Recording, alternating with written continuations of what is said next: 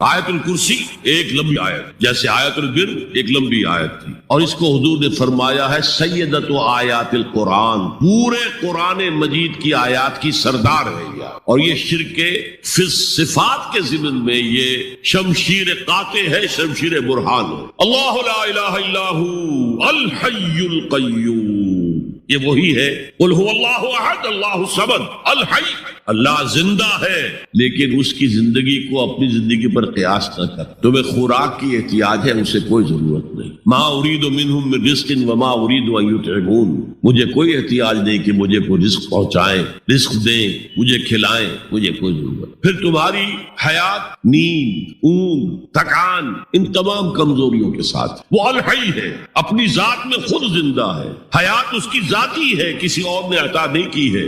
ہماری تو مستعار ہے، عمر دراز مانگ کے لائے تھے، 4 دن 2 آرزو میں کٹ گئے، 2 انتظار میں۔ اور القیوم بقیہ پوری کائنات کے لیے وہی ہے، اس کو تھامے ہوئے، لا تاخذہ سنۃ ولا نوم، الحی، حیات کامل کہ اس کو نہ نیند آتی ہے نہ اونگ آتی ہے۔ لہ ما فی السماوات و ما فی الارض، آسمان اور زمین میں جو کچھ ہے اسی کی ملکیت۔ تم کسٹوڈینز ہو، تم امین ہو، یہ امانت چند روزہ نزد ماست، در حقیقت مالک شے ہر شے خداست، یہاں تک کہ یہ میرا جسم بھی میرے پاس امانت ہے۔ میں کون ہوں؟ میری خودی، میری انا، میری روح جو پوزیس کرتی ہے اس بدن کو، لیکن یہ پوزیشن ملکیت کا نہیں ہے، امانت کا ہے۔ یہ امانت، یہ ہاتھ بھی امانت ہے، میری زبان بھی امانت ہے، میری آنکھیں بھی امانت ہے۔ من ذا الذی یشفع عندہ الا باذنہ، یہ یہاں پر انداز بڑا پرجلال، کون ہے وہ جو شفاعت کر سکے اس کے دربار میں مگر اس کے اذن سے؟ کسی کا ذاتی، کسی کا زور، کسی کا اختیار نہیں ہے کہ جس کی بنا پر وہ شفاعت کرے، ہاں اللہ کے اذن سے۔ اور دوسری جگہ پر آتا ہے جس کے لیے وہ چاہے گا اور جس کو اجازت دے گا، جیسے کہ آتا ہے عما یتساءلون میں، یوم یقوم الروح والملائکۃ صفا، اور ان میں سے کوئی بھی بات نہیں کر سکے گا، کلام نہیں کر سکے گا، لا یتکلمون الا من اذن له الرحمن، سوائے اس کے جسے رحمان اجازت دے، وقال صوابا، اور صحیح بات کرے گا، کوئی غلط بات نہیں کرے گا۔ یعلم ما بین ایدیہم وما خلفہم ولا یحیطون بشیء من علمہ الا بما شاء، وہ تو جانتا ہے جو کچھ بھی ان کے سامنے ہے اور ان کے پیچھے ہے، اور یہ کوئی احاطہ نہیں کر سکتا مخلوقات میں سے، اس کے علم میں سے کسی کا بھی، سوائے اس کے جو وہ خود چاہے۔ یہاں بڑے ہی لطیف انداز میں شفاعت باطلہ کے تصور کی نفی ہو گئی۔ دیکھیے آپ کہیں جا کر کسی مجسٹریٹ سے سفارش کرتے ہیں تو کیا کہتے ہیں؟ اجی یہ فائل کے اوپر جو کچھ ہے آپ اس پر نہ جائیے، یہ گواہیاں وغیرہ جھوٹی ہو گئی ہیں، میں آپ کو بتاتا ہوں اصل بات کیا ہے۔ اللہ کے سامنے کوئی یہ کہہ سکے گا اے اللہ تیرے علم میں نہیں ہے، میرے علم میں ہے؟ یعلم ما بین ایدیہم وما خلفہم، وہ تو جانتا ہے جو کچھ ان کے سامنے اور جو کچھ ان کے پیچھے ہے۔ ولا یحیطون بشیء من علمہ الا بما شاء، اور ان میں سے کوئی بھی، جیسے کہ میں ابھی بتا چکا ہوں، بریلوی مکتب فکر بھی کہہ رہا ہے کہ اللہ کا دیا ہوا علم ہے، محمد رسول اللہ کا جتنا ہے، لا محدود نہیں ہے، محدود ہے، قدیم نہیں ہے، حادث ہے، تو جتنا اللہ چاہتا ہے، جس کے لیے جتنا چاہتا ہے، لیکن اس کے علم میں سے احاطہ نہیں کر سکتا کوئی مگر جو وہ چاہے۔ وسع کرسیہ السماوات والارض، اس کا اقتدار چھایا ہوا ہے، مستولی ہے، آسمانوں پر بھی اور زمین پر بھی۔ ولا یؤودہ حفظہما، اور اسے عاجز نہیں کر سکتی ان دونوں کی حفاظت۔ قیوم وہی ہے، صمد وہی ہے، لیکن اس سے کوئی تکان کاری نہیں ہوتی، عاجز نہیں ہے۔ یہ اصل میں نفی ہے جو تورات حافظے سے مرتب کی گئی تھی۔ 587 میں نبوکدنضر کا جو حملہ ہوا تھا اس میں اصل تورات گم ہو گئی، اس وقت سے آج تک وہ اصل تورات ان کے پاس نہیں۔ پیریڈ آف کیپٹیوٹی سے واپس آئے ہیں بیت المقدس میں، سائرس کے لطف و کرم کی وجہ سے، ذوالقرنین کے لطف و کرم کی وجہ سے، پھر یادداشتوں سے لوگوں نے وہ تورات مرتب کی ہے، تو اس میں انسانی فکر شامل ہو گیا۔ لہذا وہاں یہ لکھا ہے اللہ نے 6 دنوں میں آسمان اور زمین پیدا کیے اور 7ویں دن آرام کیا، یعنی کوئی تکان لائق ہو گئی۔ قرآن نے کہا، اللہ تعالیٰ نے فرمایا سورہ قاف میں، وَلَقَدْ خَلَقْنَا السَّمَاوَاتِ وَالْأَرْضَ وَمَا بَيْنَهُمَا فِي 6 أَيَّامٍ وَمَا مَسَّنَا مِن لُغُوبٍ، یقیناً ہم نے آسمان اور زمین اور جو کچھ ان دونوں کے مابین ہے انہیں 6 ہی دنوں میں پیدا کیا گیا وہ بات ٹھیک ہے، لیکن ہمیں کوئی تکان لائق نہیں ہوئی کہ ہمیں کسی آرام کی ضرورت. لا یعودہ حفظہما وہو العلی العظیم. العلی وہی ہے سب سے بلند و بالا، لتکون کلمۃ اللہ ہی العلیا، تاکہ اللہ کا کلمہ سب سے سر بلند ہو جائے، اور وہی عظیم ہے، عظمت والا. اللہ تعالیٰ مجھے اور آپ کو اس سے بچائے، اپنے سابقہ زندگی کے گناہوں پر توبہ کرنے کی اور اللہ سے استغفار طلب کرنے کی توفیق عطا فرمائے، اور اپنے دینی فرائض کی انجام دہی کے لیے کمر بستہ ہو جانے کا عزم مصمم کر لینے کی توفیق عطا فرمائے. زندگی میں دکھ اور سکھ، ان کا چولی دامن کا ساتھ، دکھ بھی ہے، سردی کے ساتھ گرمی بھی ہے، نرمی کے ساتھ سختی بھی. ان مع العسر یسرا، ان بعد العسر یسرا، یسر کے ساتھ عسر ہے، عسر کے ساتھ یسر. لیکن انسان نفسیاتی طور پر متاثر جو ہوتا ہے زیادہ، وہ تکلیف سے، دکھ سے. خوشی آتی ہے تو وہ ایسے گزر جاتی ہے، اس کا وقت کا بھی پتہ نہیں چلتا، بڑی تیزی کے ساتھ وقت گزر. لیکن غم کا معاملہ ہو جائے تو ایک ایک لہجہ جو ہے وہ بڑا کٹھن ہو جاتا ہے، بڑی مشکل سے. تو انسان کے احساسات پر زیادہ جو اثر آتا ہے وہ دکھ. بعض فلسفے دنیا میں ایسے ہیں کہ جنہوں نے اس دکھ، خاص طور پر جو حساس انسان اس کو محسوس کرتا ہے، اس کے اعتبار سے یہ کہا ہے کہ دنیاوی زندگی نرا دکھ ہی دکھ. آپ کو معلوم ہے کہ تعداد انسانوں کی بہت بڑی تعداد ہے جو بدھ مت کی پیروکار ہے، اور بدھ مت کا کلمہ طیبہ یہ ہے، یعنی یہ ان کا اصل اصول ہے، جیسے ہمارے دین کا اصول ہے لا الہ الا اللہ محمد کلمہ طیبہ. ان کا جو کلمہ طیبہ ہے وہ یہ سروم دکھم، سب دکھ ہی دکھ، سب مصیبت ہی مصیبت. انسانی زندگی جو ہے وہ تو صرف دکھوں سے اور تکلیفوں سے عبارت. اسی کو غالب نے بھی کہا ہے، آپ نے یہ شعر غالب کا میں نے بہت دروس میں سنا ہوگا کہ قید حیات و بند غم اصل میں دونوں ایک. یہ قید حیات ہے، ابھی آپ حدیث سن رہے تھے، اب دنیا سجن المومن، مومن کے لیے یہ دنیا کی زندگی جو ہے جیل خانہ. یہ قید حیات، جیسے جیل میں آدمی اپنی مرضی سے نہیں جاتا، بھیجا جاتا، اپنی مرضی سے نہیں نکلتا بلکہ نکالا جاتا ہے. اسی طرح لائی حیات آئے قضا لے چلی چلے، اپنی خوشی سے آئے نہ لے. تو دنیا کی زندگی جو ہے وہ واقع ایک اعتبار سے قید خانہ ہے. قید حیات و بند غم اصل میں دونوں ایک. جب تک یہ زندگی رہے گی غم بھی لگا رہے گا، تکلیفیں لگی رہے گی، مسائل آتے رہے، انسان کو دکھوں کا سامنا رہے گا، واسطہ رہے گا. موت سے پہلے آدمی غم سے نجات پائے گا. ظاہر بات ہے جب تک زندگی ہے تو غم ہے، موت سے پہلے نجات نہیں مل سکتی. اگرچہ اس کے بعد کا اگلا مرحلہ جو ہے، جو حقیقت کو جاننے والے ہیں وہ تو جانتے ہیں کہ اس کے بعد تو غم کا اور بڑا کڑا مرحلہ آنے والا ہے. اب تو گھبرا کے یہ کہتے ہیں کہ مر جائیں گے، مر کے بھی چین نہ پایا تو کدھر جائے. اگر اللہ ہمیں معاف فرمائے، اپنی رحمت اور مغفرت سے ہمیں اب ڈھانپ لے، جیسے کہ حضور نے فرمایا الا یتغمدنی ربی برحمتہ. حضور نے فرمایا کہ کوئی انسان بھی محض اپنے اعمال کی بنیاد پر جنت میں نہیں داخل ہو سکے گا جب تک کہ رحمت خداوندی دستگیری نہ. کسی صحابی نے بڑی ہمت کی، بڑے جرأت کا معاملہ کیا، پوچھ لیا کیا حضور آپ بھی؟ ظاہر بات ہے آپ بھی انسان ہے، آپ بھی بشر ہے، قرآن مجید میں کہلوایا گیا وَإِنَّمَا أَنَا بَشَرٌ مِثْلُكُمْ. تو اگر آپ کہتے ہیں کوئی انسان جنت میں داخل نہیں ہو سکے گا محض اپنے اعمال کی بنیاد پر جب تک کہ رحمت خداوندی دستگیری نہ کرے، تو کیا آپ بھی اس قاعدہ کلیہ میں شامل ہے؟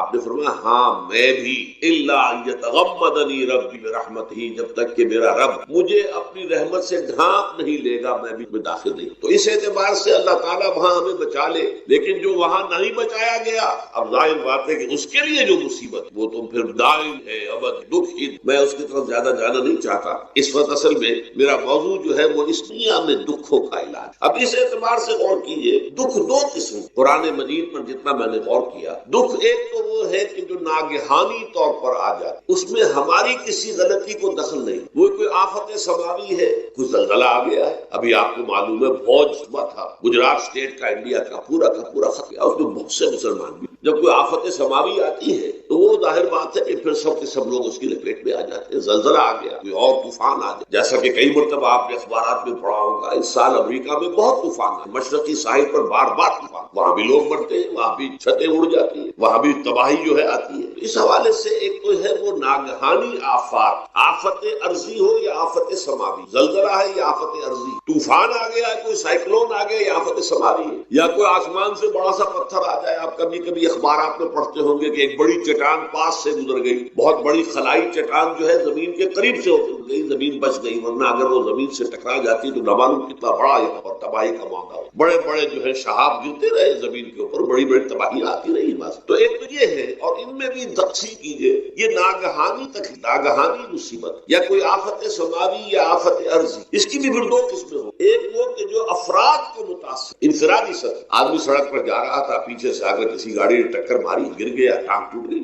اب ظاہر بات ہے کہ اس میں اس کا کوئی قصور نہیں ہے, یہ اللہ تعالیٰ کی سے بات آ گئی ہے. یا یہ کہ کوئی اگر اجتماعی سطح پر آیا, جیسا کہ زلزلہ ہے, یا جیسا کہ کوئی سائیکلون ہے, کوئی بڑا طوفان ہے, بہت بڑے فلڈز آ گئے. اس وقت بھی موزمبیق میں بہت بڑا فلڈ آیا ہوا ہے, ساؤتھ افریقہ میں, اور افریقہ میں پچھلے سال بھی بہت بڑا فلڈ, بڑی تباہی آ رہا. تو یہ آفت سماوی, یہ ظاہر بات ہے کہ اجتماعی سطح پر آتی, بڑی بڑی مقدار میں, تعداد میں لوگ متاثر ہو, لاکھوں لوگ بے گھر ہو جاتے ہیں, ہزاروں آدمی مارے جاتے ہیں. پہلی شکل جو ہے دکھ کی, جیسا کہ میں نے عرض کیا, وہ ناگہانی دکھ, کوئی آفت عرضی, کوئی آفت سماوی, خواہ وہ انفرادی ہو خواہ. اس کے ضمن میں کیا علاج؟ ظاہر بات ہے کہ اس کا علاج یہ تو نہیں ہو سکتا کہ آپ اس کو ختم. انگریزی کا ایک محاورہ ہے, what cannot be cured must be endured. جو چیز جو ہے جس کا علاج نہیں ہو سکتا وہ تو برداشت کرنی پڑے گی. بعض بیماریاں بھی ایسی ہیں, ڈائبٹیز ہو گئی ہے, شوگر کا مرض ہو گیا, ڈاکٹر آپ کو بتائے گا کہ بھائی اب یہ مرض جائے گا نہیں, اب آپ کو اس مرض کے ساتھ ہی اپنے آپ کو ایڈجسٹ کر کے اپنی غذا وغیرہ اس کے مطابق طے کر لیجیے, ورنہ یہ کہ یہ نہ سمجھیے کہ یہ مرض چلا جائے. تو what cannot be cured must be endured. لہذا ان آفت سماوی و عرضی, چاہے وہ انفرادی سطح پر متاثر کرتی ہوں انسانوں کو, اور چاہے اجتماعی سطح پر, اس کا تو علاج ایک ہی ہے. عربی میں بھی ایک محاورہ یہ ہے کہ کسی نے پوچھا تھا کہ بچھو کے کاٹے کا کیا علاج ہے؟ البکاء الی الصباح. رات کو اگر کاٹا ہے کسی بچھو نے تو روتے رہو صبح تک, یہ علاج ہے, اس کا اور کوئی علاج ہے. تو جو چیز لا علاج ہے اسے برداشت. گویا کہ یہاں جو اصل شے ہوگی کہ دنیاوی آفات, عرضی و سماوی آفات, ناگہانی آفات, ناگہانی مصیبتیں, ان کے ضمن میں ہمیں ایسی شے کی ضرورت ہے جو ہمارے اندر برداشت, اس کو جھیلنا آسان بنا, ہم اس کی وجہ سے بجھ کر نہ رہ جائیں, ہماری ہمتیں جواب نہ دے جائیں, ہمارا ارادہ ختم نہ ہو جائے, ہمارا حوصلہ پست نہ ہو جائے, بلکہ برداشت, جھیلنا ہو, تحمل. ابھی بھٹر صاحب کہہ رہے تھے اللہ تعالیٰ ذرا سا متحمل ہے. میں نے کہا یہ بہت غلط بات کہہ رہے, اللہ بہت متحمل. وہ ذرا سا تو یوں سمجھیے کہ ان کے کہنے کے انداز میں یہ بات آ گئی, ذرا سا رحیم بھی ہے, نہیں وہ بہت رحیم ہے, بہت متحمل, بہت حلیم. لیکن یہ کہ ہمیں یہ جو آفات سماویہ اور عرضیاں ہیں جو ہمارے اوپر آ جاتی ہیں اللہ کی طرف سے, ان کے ضمن میں ذہنی ایک ایٹیچیوڈ پیدا ہو جائے, سوچ کا ایک خاص رخ بن جائے, انسان کے احساسات ایک خاص طرز پر ڈھل جائیں, تو پھر ان کو برداشت کرنا آسان. اور وہ کیا ہے؟ وہ ہمارے ایمان کا لازم. ایمان ہمیں یہ بتاتا ہے کہ کوئی مصیبت زمین میں آتی ہے نہ تمہاری جانوں پر آتی ہے بغیر اذن رب. جو کچھ آ رہا ہے اللہ تعالیٰ کے فیصلے سے آیا. یہ کوئی اندھا بہرا مادہ نہیں ہے, یہ کوئی اندھا بھینسا نہیں ہے کہ اس نے آ کے آپ کو ٹکر مار دی. نہیں, یہ تو سمیع و بصیر, علیم و خبیر اللہ, اور حکیم اور قدیر اللہ کا فیصلہ ہے. لہذا یہ من جانب اللہ ہے, اس کو تم سمجھو یہ اللہ تعالیٰ کی طرف سے ہے. اور جب اللہ کی طرف سے ہے تو سورہ آل عمران میں فرمایا بیدہ الخیر, اس کے ہاتھ میں تو خیر ہی خیر ہے. یعنی بظاہر تمہیں محسوس ہوتا بھی ہو کہ یہ میرے لیے تکلیف دہ بات آ گئی, تو اس کو یوں سمجھو کہ اس کا نتیجہ جو میرے حق میں نکلے گا وہ خیر ہوگا. فوری طور پر تو تکلیف ہے, مجھے اچھی نہیں لگ رہی, ناگوار ہے,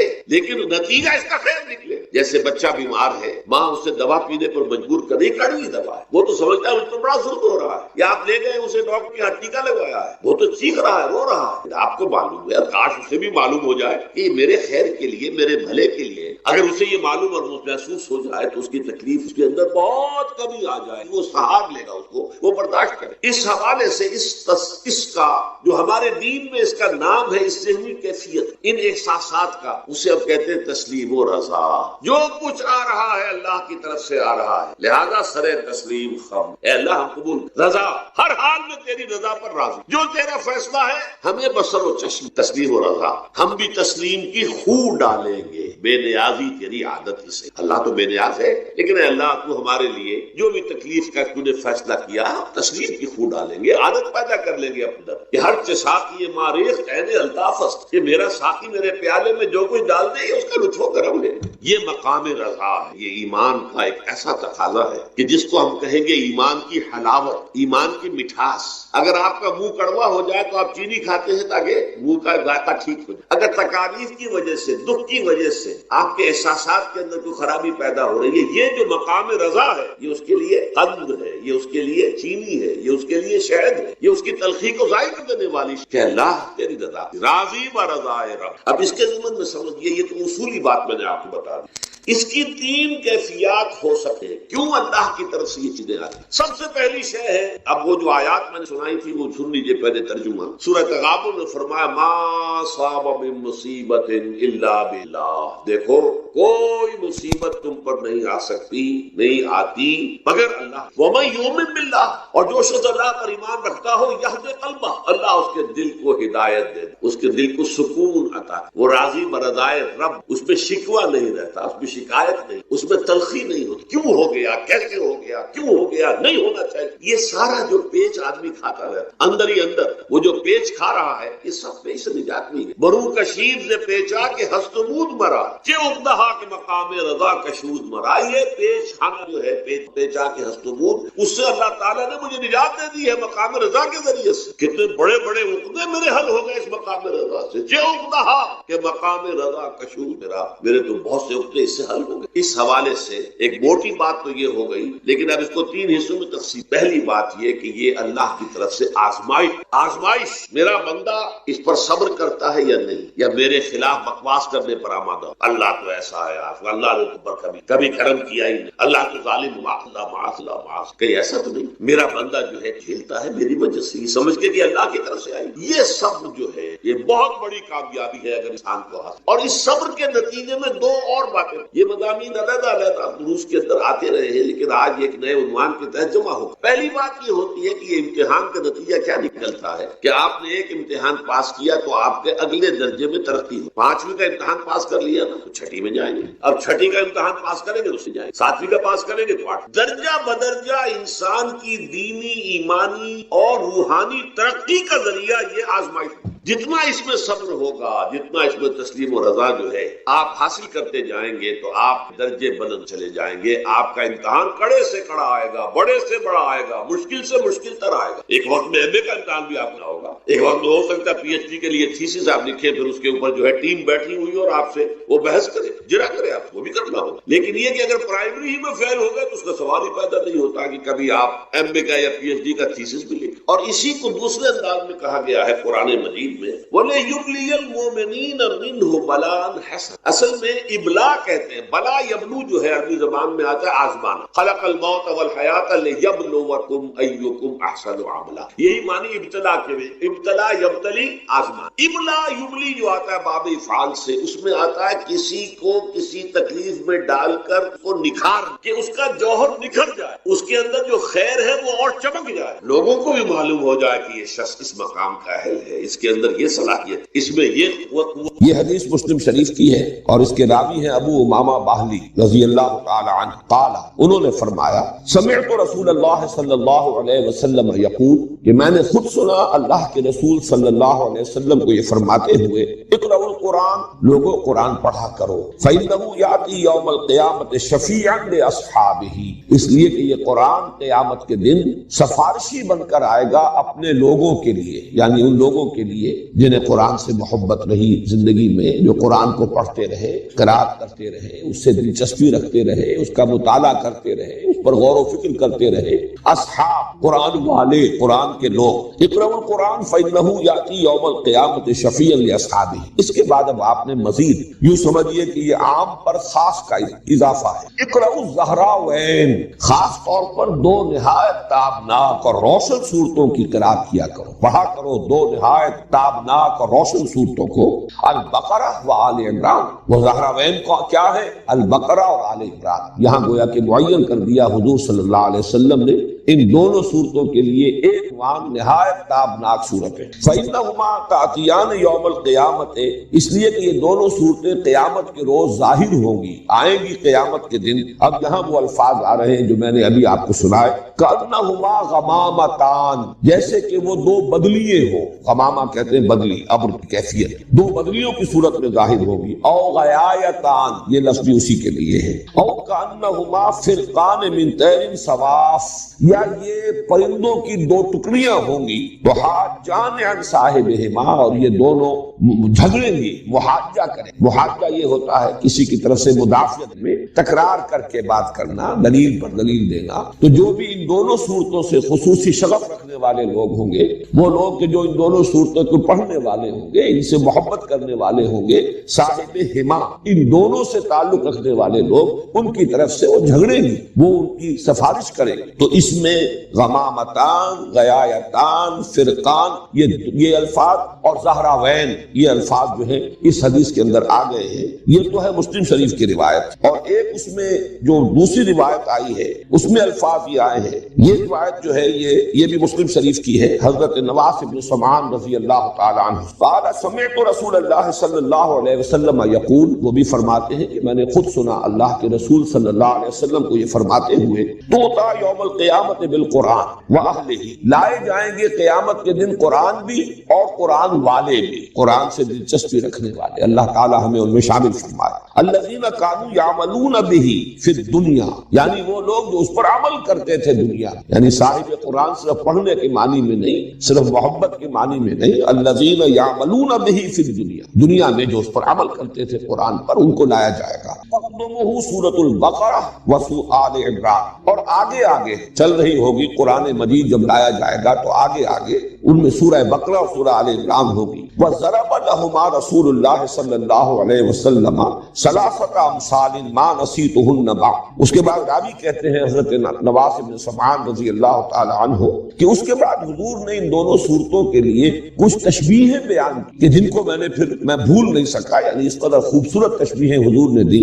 وہ تشبیہ کیا ہے؟ کانہما غمامتان او ذلتان سوداوان بینہما شرق، یہ دونوں صورتیں ایسے ظاہر ہوں گی قیامت کے دن جیسے کہ دو بدلیاں ہیں، دو بادل ہیں، اور وہ سیاہ رنگ کی ہیں، یعنی سایہ کر رہی ہوں گی اپنے پڑھنے والے اور محبت کرنے والے ہیں ان پر، ان کے درمیان ایک روشنی بھی ہوگی، دو بدلیاں اسی طرح ظاہر ہوں گی، اگر وہ ملی ہوئی ہوں اور ان کے درمیان کوئی خلا نہ ہو جس میں روشنی آ رہی ہو تو وہ دو علیحدہ نہیں ہوں گی، گویا کہ ان کے اندر مانوی اعتبار سے تسلسل بھی ہے، لیکن یہ کہ دو صورتیں علیحدہ ہیں، سورہ بقرہ علیحدہ ہے، سورہ آل عمران۔ او کانہما خرقان من طیر صواف، یا ایسے حضور نے تشبیہ دی کہ جیسے کبھی کبھی پرندوں کے جب جھنڈ کے جھنڈ آتے ہیں تو وہ اتنا، اگر وہ جھنڈ جو ہے وہ گہرا ہے کہ پھر وہ سائے اس کی وجہ سے ہو جاتا ہے اور وہ دھوپ کو روک لیتے ہیں اور سورج کو ڈھانپ لیتے ہیں، تو وہ گویا کہ اڑنے والے اور پروں کو پھیلانے ہوئے پرندوں کی ٹکڑیوں کی مانند ہوں گی۔ تو حاجان عن صاحبہما،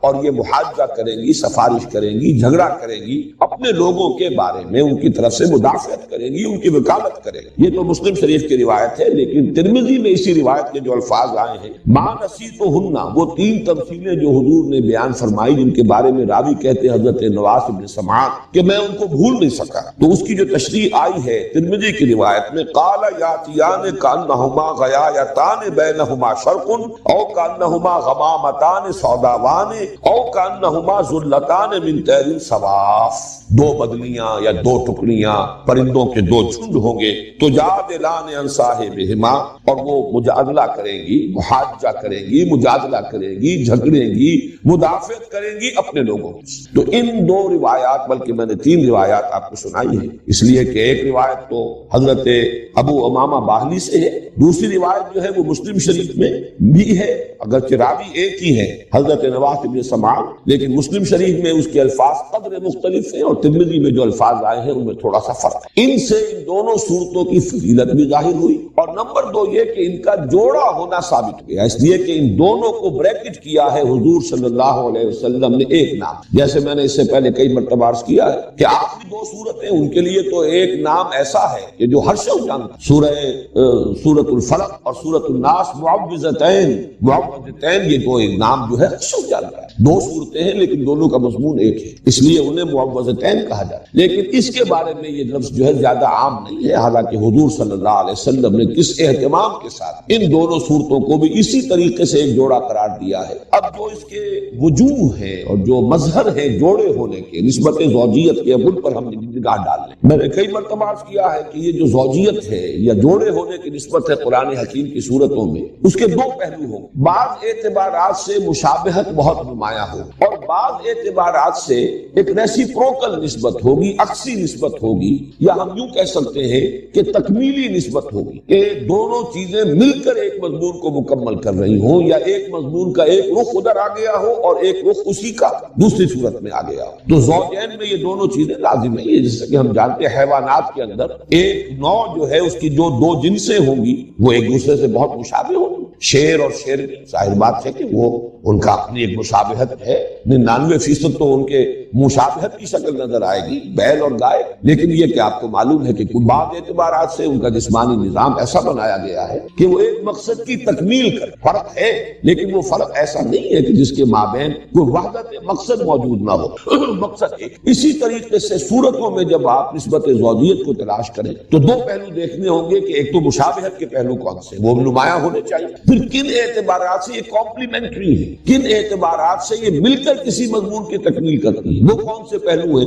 کہ جن میں سے کوئی ایک رخ جو ہے وہ ایک صورت میں آ گیا ہو اور دوسرا رخ دوسری صورت میں آ گیا ہو۔ ظاہر بات ہے یہ چیزیں تو تفصیل سے آئیں گی، ورنہ تو یہ خود بڑا لمبا موضوع اس وقت ہو جائے گا۔ تفصیل سے یہ چیزیں آئیں گی بعد میں جب کہ ہم ان صورتوں کا مطالعہ کریں گے۔ اس وقت یہ کہ تین چار چیزیں نوٹ کر لیجئے دونوں اعتبارات سے۔ جہاں تک مشابہت ہے، ایک بات تو بہت نمایاں جو میں پہلے عرض کر چکا کہ سورہ بقرہ بھی شروع ہو رہی ہے الف لام میم حروف مقطعات سے، اور سورہ آل عمران بھی شروع ہو رہی ہے الف لام میم حروف مقطعات سے۔ اس کے بعد آپ کو 20ویں پارے میں جا کر، 19ویں اور 20ویں پارے میں جا کر جو ہے یہ سورتیں چار ملیں گی، وہ چاروں مکی صورتیں ہیں جن کا آغاز ہوتا ہے الف لام میم سے۔ سورہ عنکبوت ہے، پھر سورہ روم ہے، سورہ لقمان ہے، سورہ سجدہ ہے، وہ چار صورتیں، ورنہ یہ کہ یہ شروع میں دو صورتیں ہیں اور یہ دونوں مدنی صورتیں ہیں، وہ چاروں صورتیں وہ مکی صورتیں۔ مدنی صورتوں میں یہ دو صورتیں ہیں کہ جو حروف مقطعات سے شروع ہوئی الف لام۔ دوسری مشابہت یہ کہ ان دونوں کے آغاز میں قرآن حکیم کی عظمت کی طرف خصوصی اشارہ۔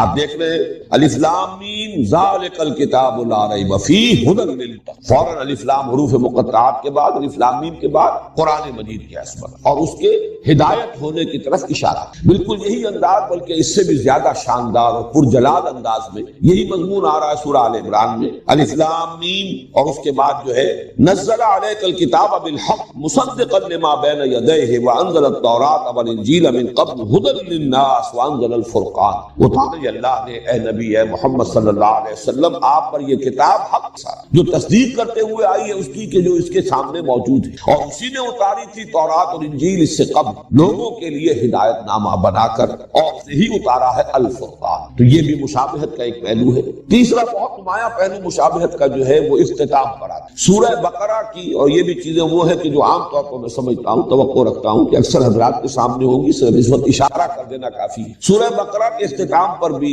ایک دعا آئی ہے نہایت عظیم، ربنا لا تؤاخذنا ان نسینا او اخطانا ربنا ولا تحمل علینا اصرا کما حملته على الذین من قبلنا ربنا ولا تحملنا ما لا طاقت لنا به واعف عنا واغفر لنا وارحمنا۔ اب یہ نہایت عظیم دعا ہے۔ اسی طریقے سے تھوڑا سا فرق ہے، 4 آیتیں پہلے، 5 آیتیں پہلے سورہ آل عمران کے اختتام پر 5 آیتیں قبل اگر دیکھیں گے تو ایک عظیم دعا ہے جو کئی آیات پر مشتمل، ربنا ما خلقت هذا باطلا سبحانك فقنا عذاب النار ربنا انك من تدخل النار فقد اخزيته وما للظالمين من انصار ربنا اننا سمعنا مناديا ينادي للايمان ان امنوا بربكم فآمنوا ربنا فاغفر لنا ذنوبنا وكفر عنا سيئاتنا وتوفنا مع الابرار ربنا وآتنا ما وعدتنا على رسلك ولا تخزنا يوم القيامة انك لا تخلف الميعاد۔ دونوں آیتیں ویسے اگر آپ دیکھیں گے تو حجم کے اعتبار سے یہ دونوں دعائیں تقریباً برابر ہیں، اگرچہ یہ کہ سورہ بقرہ کی وہ ایک ہی آیت ہے اور یہاں متعدد آیات ہیں، لیکن حجم کے اعتبار سے زیادہ فرق نہیں ہے۔ نہایت جامع، نہایت عظیم یہ آیات یہ ہیں، دعائیں ہیں کہ جن پر سورہ بقرہ بھی ختم ہو رہی ہے، سورہ آل عمران ختم۔ تو مشابہت کے پہلو سے میں سمجھتا ہوں کہ صرف ان 3 چیزوں کو صاف سامنے رکھیے۔ اب جو مقاسمت کا یہ تقسیم جو ہے کہ ایک ہی مضمون کے، ایک ہی شے کے 2 رخ، 2 پہلو ہو، اور وہ ان میں تقسیم ہو گئی ہو کہ ایک پہلو آ رہا ہو ایک صورت میں، دوسرا پہلو جو ہے اس پر بحث ہوئی ہے دوسری صورت میں، اس کو نوٹ کر لیجئے 4۔ سب سے نمایاں بات تو یہ جو میں پہلے عرض کر چکا ہوں کہ سورہ بقرہ بقرہ میں نہایت مفصل گفتگو ہوئی ہے، دعوت کی گئی، اتمام حجت بھی کیا گیا، اور جس کو کہتے ہیں کہ قرارداد جرم بھی ان پر فرض قرارداد جرم وہ بھی عائد کر دی گئی، فرض جرم وہ ہے یہود، بنی اسرائیل، یہود سے خطاب کر یا بنی اسرائیل اذکروا نعمتی التي انعمت علیکم۔ لیکن سورہ آل عمران میں یہی معاملہ نصارہ کے ساتھ، ان کی سب سے بڑی گمراہی تثلیث کا عقیدہ، الوہیت مسیح علیہ السلام کا عقیدہ، تو اس میں آپ دیکھیں گے کہ بڑی تفصیل کے ساتھ اس عقیدے کی نفی کی گئی ہے۔ تو یہ گویا کہ اب یہ دونوں مل کر ایک مضمون کی تکمیل کر رہے ہیں، دعوت اور اتمام حجت یہود پر سورہ بقرہ میں اور نصارہ پر سورہ آل عمران۔ اسی طریقے سے انفاق مال یا جہاد بالمال، اس پر جامع ترین مقام، نہایت مفصل مقام، نہایت تاکیدی حکم یہ سورہ بقرہ میں، اور قتال، جہاد بالنفس، جانیں ہتھیلی پر لے کر میدان میں آ جانا، یہ ہے کہ جس کا بڑی زیادہ شرح و بسط کے ساتھ یہ مضمون آیا ہے یہ سورہ آل عمران میں۔ آپ کو معلوم ہے کہ یہ قرآن حکیم کے اندر جہاد کا لفظ جہاں بھی آتا ہے بالمال والنفس، جاہدوا فی سبیل اللہ باموالکم وانفسکم، جہاد بالمال یہ ہے اللہ کی راہ میں، اللہ کے دین کے لیے، اس کے غلبے کے لیے، اس کی دعوت کے لیے مال خرچ، اور جان لگا دینا، قتال اس کی بلند ترین شکل ہے کہ نقد جان ہتھیلی پر رکھ کر ایک شخص میدان میں آ گیا ہے، اپنی جان نثار کرنے کے تیار ہے۔ تو یہ گویا کہ ایک ہی مضمون، جیسے وہ مضمون ایک تھا اتمام حجت اور دعوت اہل کتاب کو، دو حصوں میں تقسیم ہو گیا، یہود سورہ بقرہ میں، نصارہ سورہ آل عمران، جہاد فی سبیل اللہ، جہاد بالمال سورہ بقرہ میں، اور جہاد بالنفس اور قتال فی سبیل اللہ یہ سورہ آل عمران۔ اسی طرح یہ ذرا ایک لطیف بات ہے، سورہ بقرہ میں زیادہ زور اور زیادہ ایمفیسس ایمان، جبکہ سورہ آل عمران میں آپ دیکھیں گے زیادہ زور، زیادہ ایمفیسس اسلام پر ہے۔ اب یہ بھی حقیقت کے اعتبار سے ایک ہی شے ہے، ایمان ایک باطنی کیفیت ہے، یقین کی ایک کیفیت ہے، وہ دل کے اندر ہے، وہ باطن میں ہے انسان کے، اور اسلام اسی کا ظہور خارجی ہے۔ انسان کے عمل میں جو روش ہوگی اس ایمان کی بنیاد پر اس کا نام اسلام ہے۔ لیکن یہ کہ فی الحال یہ بھی اپنی جگہ حقیقت ہے کہ یہ دونوں علیحدہ علیحدہ ہیں، ان کو بالکل ایک شے بھی نہیں کہا جا سکتا، جیسے کہ سورہ حجرات میں ہے قالت الاعراب آمنا قل لم تؤمنوا ولكن قولوا اسلمنا ولما يدخل الايمان، یہ بدو کہہ رہے ہیں، دعویٰ کر رہے ہیں، مدعی ہیں کہ ہم ایمان لے آئے، نبی سے کہہ دیجئے تم ایمان ہرگز نہیں لائے، بلکہ یوں کہو کہ ہم اسلام لے آئے، ابھی تک ایمان تمہارے دلوں میں داخل نہیں ہوا۔ تو آپ دیکھیں گے کہ سورہ بقرہ میں شروع میں بھی یؤمنون بالغیب الذین یقیمون الصلاۃ ومما رزقناهم ينفقون والذین یؤمنون بما انزل الیک وما انزل من قبلک وبالآخرۃ هم یوقنون۔ پھر 21ویں رکوع میں جا کر بالکل وسط میں پھر لیس البر ان تولوا وجوہکم قبل المشرق والمغرب ولکن البر من آمن باللہ والیوم الآخر والملائکۃ والکتاب والنبیین۔ پھر آخر میں آمن الرسول بما انزل الیہ من ربہ والمؤمنون کل آمن باللہ وملائکتہ وکتبہ ورسلہ۔ اب یہ آپ اندازہ دیکھیے کہ ابتدا، انتہا اور درمیان میں یہ تینوں جگہ پر ایمان کے بارے میں اہمیت کے ساتھ گفتگو ہو رہی ہے۔ اسلام کے بارے میں آپ کو یہی انداز نظر آئے گا سورہ آل عمران میں، ان الدین عند اللہ الاسلام، اور آگے چل کر ومن یبتغ غیر الاسلام دینا فلن یقبل منہ، وہاں اسلام پر زیادہ ایمفیسس ہے، یہاں ایمان پر ہے۔ ایک اور بات نوٹ کیجئے کہ ایمان کے بھی قرآن مجید میں دو مظہر قرار دیے گئے۔ عمل، ایمان اگر اندر ہے تو اس کا ظہور جب انسان کے عمل میں ہوگا، اس کے دو اہم مظاہر ہیں علیحدہ۔ ایک مظہر ہے نماز، روزہ، تقوی، خشوع، خضوع، ذکر کے اندر لذت کا آنا، ایک ہے جہاد، قتال، اللہ کی راہ میں تکلیفیں اٹھانا، صبر، مصابرت، ایثار، قربانی، میدان میں آنا، مقابلہ کرنا، باطل سے پنجہ آزمائی کرنا، یہ دو ہیں رخ عمل کے، ایمان کے نتیجے میں یہ دو مظاہر۔ اب آپ دیکھیے کہ اس میں بھی تقسیم ہے۔ سورہ بقرہ کے آغاز میں یہ آیا ھدی للمتقین الذین یؤمنون بالغیب ویقیمون الصلاۃ ومما رزقناہم ينفقون والذین یؤمنون بما انزل الیک وما انزل من قبلک وبالآخرۃ هم یوقنون اولئک علی ھدی من ربہم واولئک هم المفلحون۔ ایک رخ یہاں بیان کر دیا گیا۔ سورہ آل عمران میں دوسرا رخ آ رہا ہے، چنانچہ آخری رکوع کی جو ابھی میں نے آپ جس کی طرف میں اشارہ کر رہا تھا، وہ عظیم دعا کے بعد فاستجاب لهم ربهم انی لا اضیع عمل عامل منکم من ذکر او انثی فالذین هاجروا واخرجوا من دیارهم واوذوا فی سبیلی وقاتلوا وقتلوا لأکفرن عنهم سیئاتهم ولأدخلنهم جنات تجری من تحتها الانہار۔ اور پھر آخری آیت جو ہے وہ بھی اسی مضمون کو نمایاں کر رہی ہے، یا ایھا الذین آمنوا اصبروا وصابروا ورابطوا واتقوا اللہ لعلکم تفلحون۔ صبر، مصابرت، یہ ہے اصل میں وہ چیزیں کہ جن کو نمایاں کیا گیا ہے۔ اللہ کی راہ میں جنگ، تکلیفوں کا جھیلنا،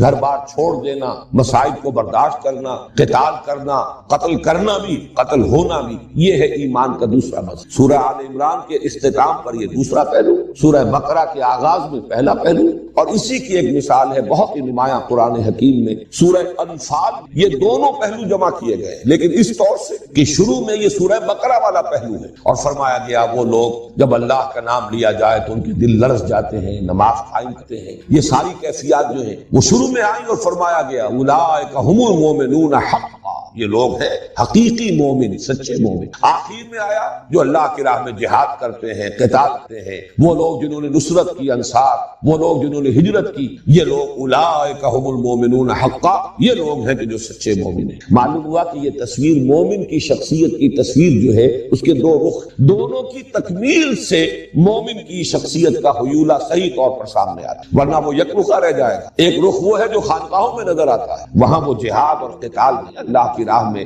باطل سے پنجہ آزمائی نہیں ہے لیکن مراقبے ہے، اور وہاں بھی ظاہر بات ہے کہ بہت مجاہدے تو ہوتے ہیں، نفس کشی ہوتی ہے، اور وہ مخالفت نفس کے اندر مبالغے بھی ہوتے ہیں، لیکن دوسرا رخ نہیں۔ اور ایک یہ ہو سکتا ہے کہ میدان، مرد میدان تو ہو لیکن یہ کہ وہ سوز کی کیفیت جو ہے، سوز و ساز رومی جسے کہا اقبال نے، کبھی سوز و ساز رومی کبھی پیچ و تاب راضی، اگر وہ باطنی سوز نہیں ہے، وہ حب نہیں ہے، محبت نہیں ہے اللہ کی اور اس کے رسول کی، تو معلوم ہوگا کہ کھوکھلی سی ایک چیز ہے۔ یہ دونوں چیزیں مل کر در حقیقت بندہ مومن کی شخصیت کی تصویر کی تکمیل کرتی ہے۔ اور یہاں جیسا کہ میں نے عرض کیا سورہ بقرہ کے آغاز میں ایک رخ نماز، زکوٰۃ، ایمان، یقین، خشیت، تقوی، آخرت کا یقین، اور دوسرا رخ جہاد، قتال، ہجرت، مصابرت، صبر، یہ دوسرا رخ ہے جو سورہ آل عمران میں آیا۔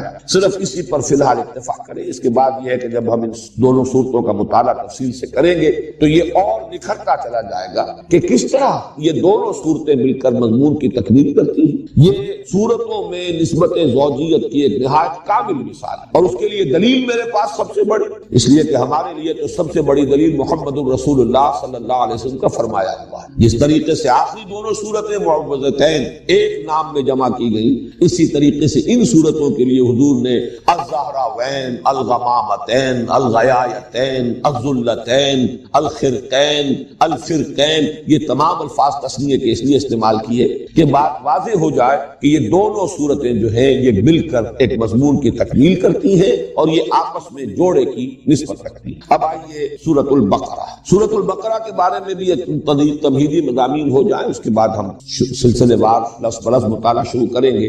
سب سے پہلی چیز اس سورہ مبارکہ کے لیے اس کی عظمت، ایک تو عظمت دونوں کی مشترک جو ہے وہ تو میں حدیثیں آپ کو سناتی، سورہ بقرہ، سورہ آل عمران مشترک طور پر زہراوین ان کی جو عظمت ہے، لیکن یہ ہے کہ سورہ بقرہ کے بارے میں نبی اکرم صلی اللہ علیہ وسلم کی دو احادیث آپ کو سنانا چاہتا ہوں۔ دونوں ترمذی سے اور دونوں کے راوی حضرت ابو ہریرہ رضی اللہ تعالی عنہ۔ عن ابی ہریرہ رضی اللہ تعالی عنہ ان رسول اللہ صلی اللہ علیہ وسلم قال لكل شيء سنام وسنام القرآن سورۃ البقرہ وفيها آیۃ هي سیدۃ آی القرآن آیۃ الکرسی۔ حضور نے فرمایا ہر شے کی ایک چوٹی ہوتی، ایک کوہان، جیسے اونٹ کی کہ وجود میں وہ کوہان جو ہے بڑا نمایاں ہوتا ہے، ایسے ہی ہر شے میں، جس کو آپ انگریزی میں کلائمیکس سے تعبیر کرتے ہیں، ہر شے کا ایک کلائمیکس، ہر شے کا ایک نقطہ عروج، ہر شے کی ایک چوٹی، اور قرآن کی چوٹی سورہ بقرہ ہے۔ اور اس میں ایک آیت تو وہ ہے کہ جو تمام آیات قرآنیہ کی سردار ہے، اور وہ آیت الکرسی۔ واقعہ ہے کہ آیت الکرسی وہ تو عظیم ترین آیت ہے،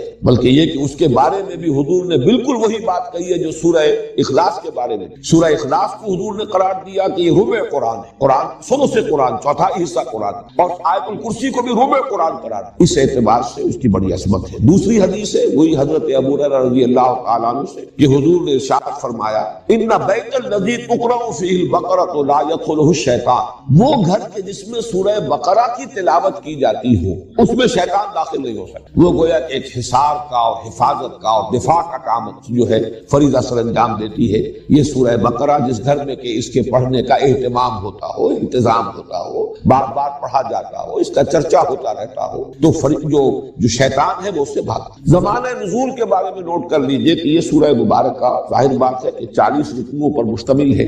آیات کے اعتبار سے تقریباً ہمارے ہاں جو مصحف ہیں ان میں تو 286 کا حصہ ہی آپ کو ملے گا، 286 آیات۔ البتہ مختلف قرأتوں کے اعتبار سے ایک ایک کا فرق ہے۔ بعض حضرات کے نزدیک 285 آیات شمار میں آتی ہے اس کی، اور بعض کے نزدیک جو ہے 287 بھی ہے، لیکن یہ کہ تقریباً اجماع جو ہے وہ 286 کی عدد پر ہے۔ لیکن وہ صرف گنتی کا فرق ہے، یہ نہیں ہے کہ کسی آیت کے بارے میں اختلاف ہو کہ وہ قرآن کا حصہ ہے یا نہیں۔ کہیں کسی جگہ پر ایک گنتی ہو جاتی ہے آیت کی اور کسی جگہ پر نہیں ہوتی۔ یہ سورہ فاتحہ میں بھی میں بیان کر چکا ہوں۔ بعض حضرات کے نزدیک یہ صراط الذین انعمت علیہم غیر المغضوب علیہم ولا الضالین یہ ایک ہی آیت ہے، لیکن یہ کہ اکثر حضرات کے نزدیک، اور چونکہ میں نے اس کو وہ جو حضور صلی اللہ علیہ وسلم نے حدیث قدسی ہمیں سنائی ہے کہ اللہ فرماتے ہیں کہ میں نے اس صلاۃ کو اپنے مابین دو حصوں میں تقسیم کر لیا، اس کے حوالے سے میرے نزدیک تو گویا کہ یہ بات بالکل ثابت ہے کہ یہ دونوں آیات علیحدہ ہیں۔ صراط الذین انعمت علیہم علیحدہ آیت ہے، غیر المغضوب علیہم ولا الضالین علیحدہ آیت ہے۔ اس وقت صرف حوالہ دے رہا ہوں کہ متن میں کوئی فرق نہیں ہے، الفاظ میں کوئی کمی بیشی نہیں ہے، صرف یہ کہ گنتی کے اعتبار سے تقریباً اجماع ہے کہ سورہ بقرہ کی آیات 286 ہیں،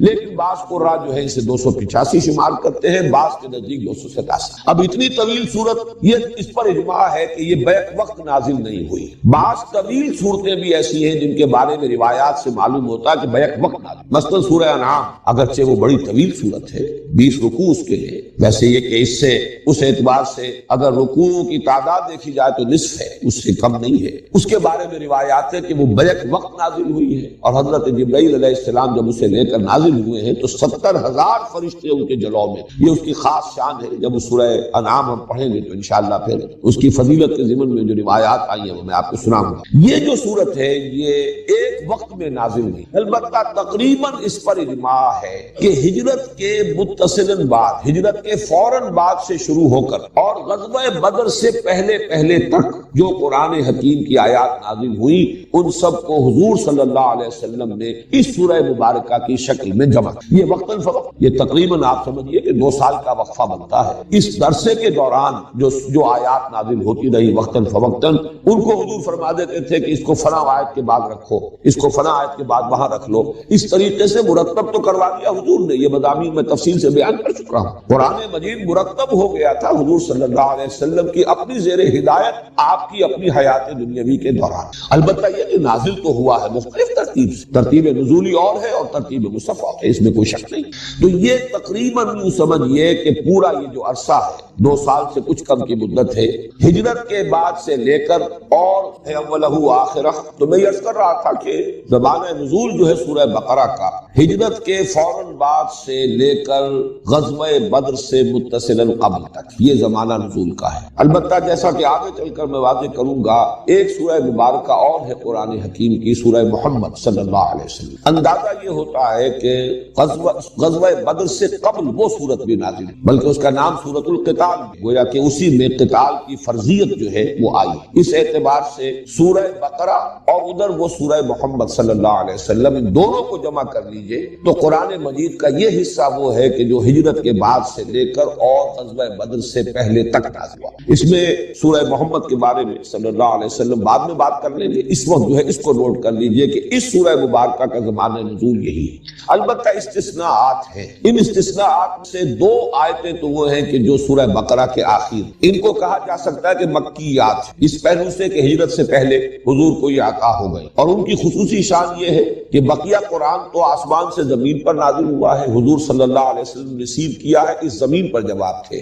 وہ 2 آیتیں آپ کو عطا کی گئی ہیں جبکہ شب معراج میں آپ خود آسمان پر تشریف لے گئے تھے۔ یہ امت کے لیے عظیم ترین تحفہ ہے جو اللہ تعالیٰ نے شب معراج میں حضور صلی اللہ علیہ وسلم کو عطا فرمایا۔ وہ 2 آیتیں ہیں جو سورہ بقرہ کے آخر میں ہے، انہی میں وہ دعا بھی ہے جس کا میں نے تذکرہ کیا شروع میں، نہایت عظیم دعا۔ اس کے علاوہ کچھ آیات ایسی ہیں خاص طور پر کہ جو سود کی حرمت سے متعلق، ان کے بارے میں بالاجماع یہ ہمیں معلوم ہے کہ سن 9 میں نازل، تو سن 9 ہجری خاصا فصل ہے، یہ سن 2 ہجری کے اندر غزوہ بدر ہو رہا ہے، تو اس اعتبار سے وہ آیات بھی بعد کی ہے، لیکن ان کو بھی مضمون کی مناسبت سے نبی اکرم صلی اللہ علیہ وسلم نے سورہ بقرہ میں شامل کیا۔ اس طرح کی استثناءات شاید کوئی اور بھی لیکن شاذ کے درجے میں ہوں گی، اور جیسا کہ آپ کو معلوم ہے کہ ایکسیپشنز پروو دی رول، تو